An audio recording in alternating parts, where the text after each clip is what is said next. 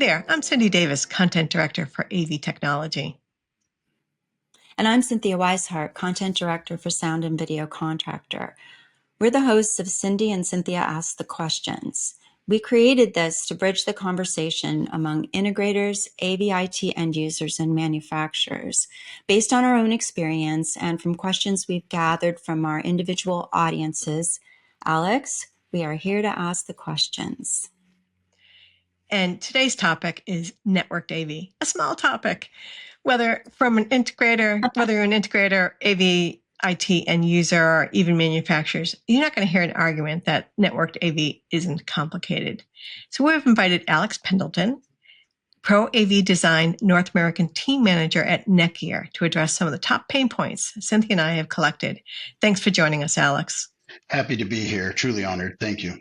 Well, we'll see. We're gonna ask you some really tough questions, and So let's get right to it. First question's a loaded one, and it really applies to both end users and the integrators. All right, drum roll. Should network AV be on a dedicated network, or can it live harmoniously on the enterprise network? It's a good question. And while you can utilize enterprise networks, enterprise class networks are used in a different way, and they can scale to really thousands of switches globally in these larger organizations.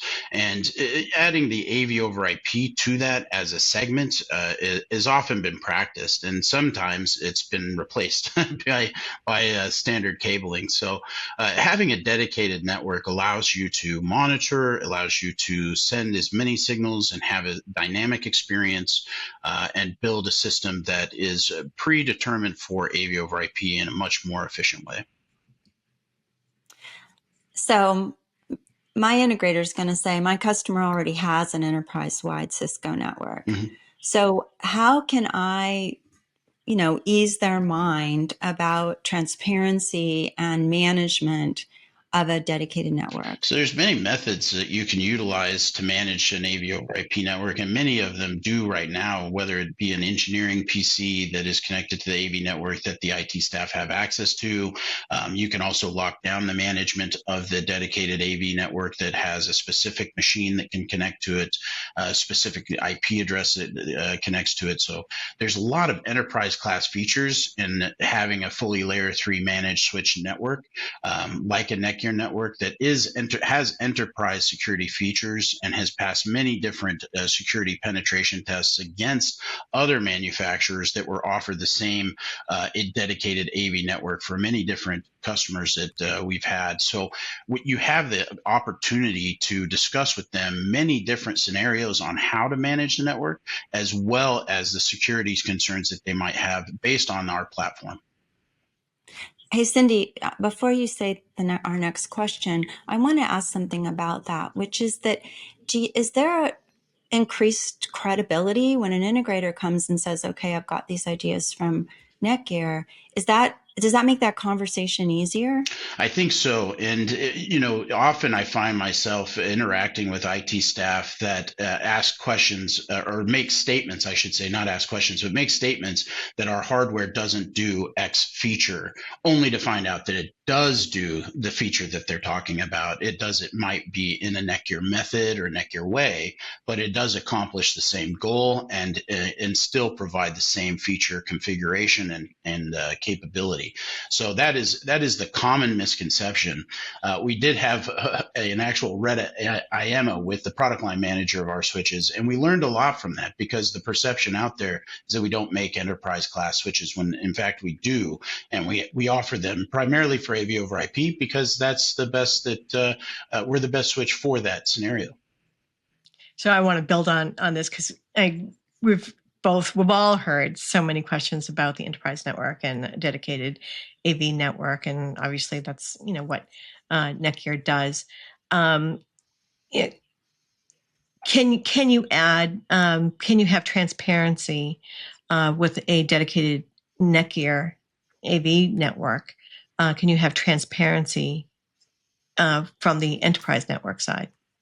being able to view the network from the enterprise class network. Yeah. Because it is a fully layer 3 managed platform, it has all of the things that you can do to interact with that network. Now, when we were at the Super Bowl, we had 4 different network connections coming into from all 4 different manufacturers. They're all in the enterprise class as well. And, we were able to interop with them. We were able to communicate to them. We were also able to share traffic to and from those portions of the network, which was required mainly for content distribution and really high-end video, as well as the comms unit. So when you have scenarios like that, there's very unique ways of interoperating without affecting each other's network. So this kind of plays right into our next question, which is multicast. Mm-hmm. And I mean, multicast is going to be one of the biggest issues, network issues. So does multicast work on an enterprise network, or does that really need to be dedicated? Well, to be fair, multicast was created for an enterprise network. Multicast, has been around a lot longer than the need to have AV use multicast. It was created for IT and IT application, industrial machines, communicating to multiple machines simultaneously without connecting to all of them. In some of these cases, if you use a Coke bottling plant, for instance, you might need to update the label for the next run of the product. You don't necessarily need to interact with all those machines, and those machines are usually receiving only. So multicast becomes an option for that. So multicast and also advanced routing on enterprise class networks. The advertisement is on multicast, and so there's been multicast in enterprise networks for years, and that's actually why you want a dedicated AV over IP network, is because that multicast on the enterprise class network can interact with the AV over IP, and you don't want those streams to cross, if you were to call it that. You want a dedicated network so you can isolate the AV information, the AV experience away from the enterprise while maintaining connectivity. All right, so I'm thinking about resolution now.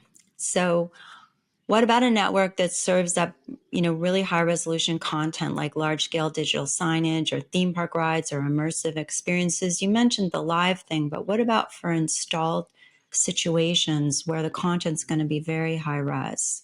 Well, fortunately for NETGEAR AV, we joined the SDVOE Alliance as our first foray into AV over IP. We did not start in the 1 gig. We started in the high band 10 gig SDVOE light compressed 4K 444 chroma sampling, and we cut our teeth that way. So we built some of the largest AV over IP networks in the world, streaming some of the most high level content. First comes to mind is the American Dream Mall, which was a design that I did.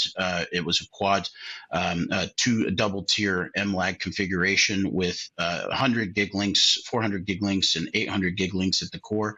And that serves a big 8K capable screen that is on the face of the mall. It's the biggest screen you see as you're coming over the overpass when you're passing the mall. So it's the main advertisement location for that mall, and that's been serving for about 6 years. So I extremely suggest, and could they have used their enterprise network? Maybe.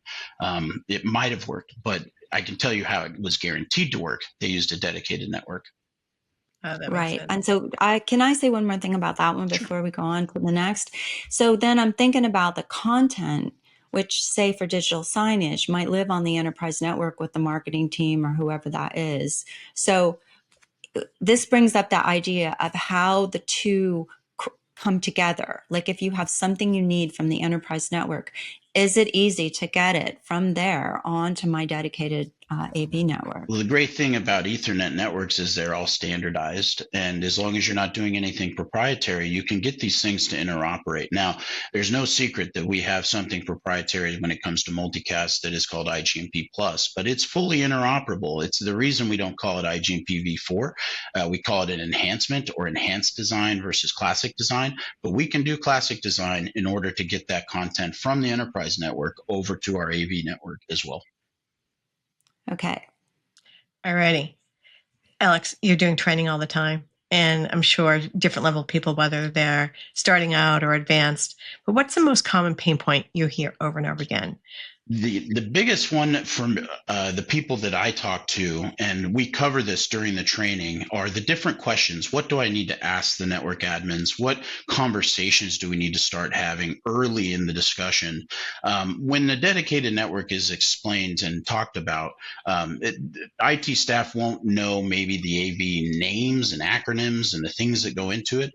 And so those are, in my opinion, the biggest things to start into is get into the AV configuration that you're going to be doing, how you're going to manage it, if they want to manage it, if they're using any proprietary system. Give you example, network access control. That's a proprietary system to Cisco Meraki, a very common Wi-Fi system for enterprise class networks. So they're using those types of things. These are discussions that you have to have, because then you have to work around those things for the dedicated network.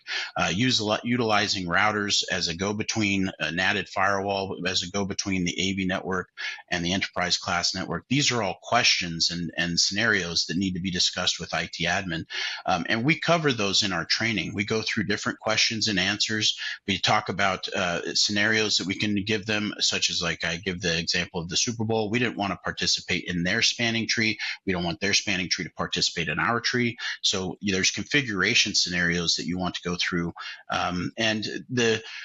To set up a dedicated network prevents that multicast scenario taking place of the enterprise class network multicast, consuming courier duties, taking over grandmaster capabilities, anything that would cause disruption in service.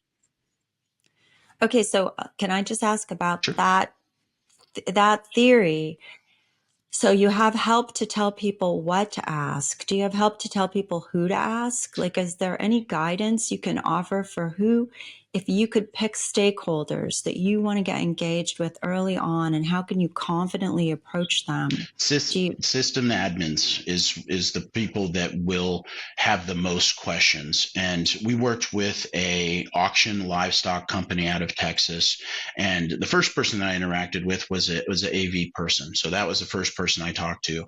The second person I talked to, who was very, very critical of our configuration until he had it in his hands, was the sysadmin of that location. He was very, very critical. He was used to Dell switches, and in the end, he switched from Dell to NETGEAR. Once he got into the system, he found the things that he was looking for that he thought Dell offered that NETGEAR didn't. And just based off of that example, it shows that the interpretation or the aura that we have, or the vibe that we give off, seems to be retail, but really it is commercial enterprise. And people know that when they have a conversation, right? So Yeah. getting to that person and getting them engaged. And they can always reach out to us too. That's part of our discussion. The first statement that I make when talking about the IT admin is getting interaction with me and my team. We're all IT professionals that have come from the IT side of the house, that have been adopted to the AV world and family. These are my people. The AV people are my people. I love interacting with them. I love how creative the integrators are. And I love that they try to press the bar to try to see what they can do with this dynamic AV over IP system. Okay, so that brings us to something I know Cindy thinks about a lot, which is day 2. So this is how we get going and get the network going with people, but then how does that relationship continue? Who's responsible for the different aspects of that dedicated AV network? Is it the integrator, the IT, AV department?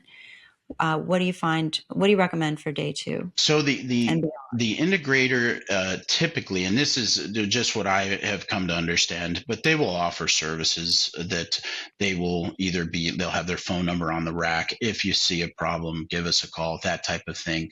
And that's perfectly fine. Education of the sysadmins, we've done this for end users. We've gone to enterprise class and to give classifications.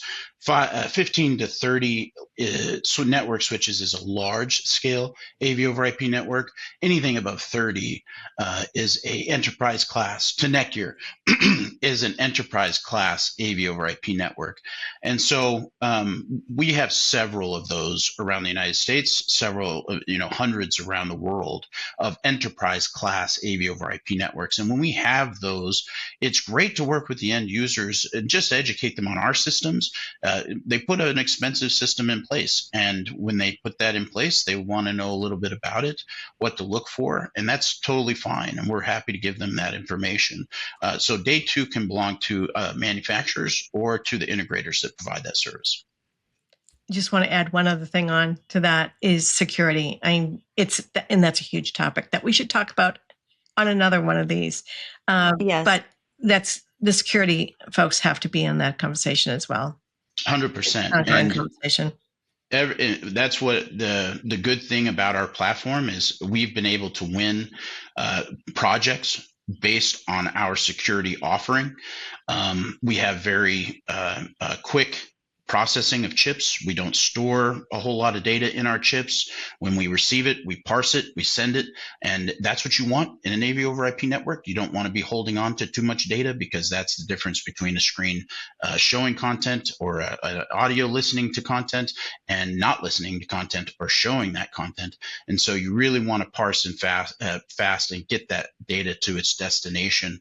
And we've been able to win some of the most advanced penetration tests in the world. Nice.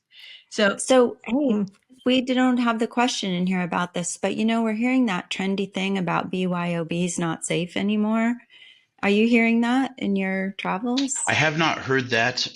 We've trained thousands over the last 2.5 years, integrators, manufacturers, consultants, and I have not heard that statement. I have heard that there are increasing security offerings that are going to be necessary from the enterprise class AV over IP networks into the enterprise IT networks that we're fully compliant with, and we have configurations for. So we are capable of providing the same security as all of the other manufacturers. So clearly Cynthia and I can ask 1,000 questions, but last question for you. Well, actually, not quite the last question, but so NETGEAR really recently announced its professional services offering. Why now? And what's the benefit to integrators and end users? I think we're behind technically. So why now is because we've been trying to do this for quite some time. This professional services gives us that level of accountability. We get in early. We're able to build a statement of work. We're able to build a design that we can put the rubber stamp on and say, this is going to work for that network. And if it's not, we will commit the resources to make it work as per that agreement. And that's, I think, a good thing for NETGEAR to have, because there's a lot of enterprise class networks that have come to us after the fact that were designed by us. Interesting thing I had, which was the Kansas University network. I found out about that about a week after it was installed, and it was 45 network switches. I mean, it was a lot of devices. It was around, I think, 1,800, 1,900 streaming video endpoints. Right? So, when you come into a network like that, and they only had the one problem, which they found out to be a decoder that they needed to replace, but that thing just went in. It's great that it went in, but it would have been nice to know ahead of time so that we could just be prepared in case something catastrophic went down. Ahead of time. So wouldn't that always be great? Yeah. So you can do this either directly with the end user who might have an internal design team, or you can do it with the integrator who's also maybe designing a system. So is this talk a little bit about, is this competitive with integrators, or how would an integrator take advantage of what sounds like a great extra layer of service? Can you kind of walk through that a little bit? You bet. So right now, just to give you an example of how an opportunity comes through the ProAV design services, is essentially they fill out a form that goes into our internal team. They start the interaction in person, so either video call or even a meeting if we need to. If it's large enough to require that, we'll have an in-person conversation with them, and then we'll go through the scenarios that they have that they're building, whether it's end user, integrator, consultant, does not matter. We will go through the process of the same same with each person that comes through that portal. So that's how it is now. That may change. There also may be additions. But most likely additions to the services overall. But right now, it's remote on-site configuration support, and then a travel contract for that setup, and then the design, of course, being as a part of the remote or configuration support. So right now, that's where we're at as far as our initial offering. Is it competitive? Not really, because it's an addition to what the integrators will have. They can offer it themselves and skew it up themselves and add that as part of the services, and we can comply with that. So it's going to work really well with our integration partners. And we would never want to step on our integration partners' toes. We've worked too hard to gain those relationships. We always want to be beneficial rather than subtracting to that relationship. And so we will always build it in a way that helps the integrator either add services to their portfolio or support their services that they offer already. Yeah, it's a good way of thinking about it. And I think it's interesting, the skew. You can see how maybe it's actually an opportunity. You guys have, a depth of knowledge that could be part of the proposal package that could be resold essentially as part of making sure that the job was, God, that I can't stop thinking about the 10 gig, 1 gig switch. And I just thinking of you sitting there trying to go, no, you don't understand. This was a 1 gig switch. He went through 3 of us. So he talked to 3 of us. It eventually got escalated to me, and I was the 3rd one, but yeah. And like you say, you can't put that toothpaste back in the tube. That choice was made. That's right. I sympathize. All right. So now I'm envisioning people wanting to take next steps. So do you have any guidance for how somebody who's coming away from this conversation wants to further engage and get more involved in the AV-IT side of things? What can they do next? So a couple things, and thank you for this question, because it's been a big initiative of me and my team, as well as our sales team here in the United States, and now it's branched out to us globally. A lot of our teams in Europe and Asia Pacific have jumped onto this. We do in-person trainings. We've done thousands over or not thousands of trainings, but thousands of people trained over the last 2.5 years. And they can reach out to our ProAV Design, request a training for their integration team or their consultant team or manufacturer. We'll go set up a training. We'll go to them in person and give them a full day, 4-hour theory lunch, and then we do a hands-on breakdown with one of our switches, because we have small layer 3 managed switches, and we have really large managed switches. So they get to play with a small one, onboarded to engage, and then if they want to individually grow, we have an advancement of that training that is on our website. It's our academy.netgear.com. They have AVL1 and AVL2 listed there. They also have a great broadcast training, and they have a fantastic IPMX training. The broadcast and IPMX training will give them 10 RUs and for CTS credits towards their recertification. And then they can also get on our AVL1 and AVL2 6 credits apiece. So they have a lot of credits that they can gain from doing that, as well as really good structured knowledge regarding IT networking specifically, and how AV over IP is to be completed and configured and installed from those trainings. And this is for both integrators and end users, correct?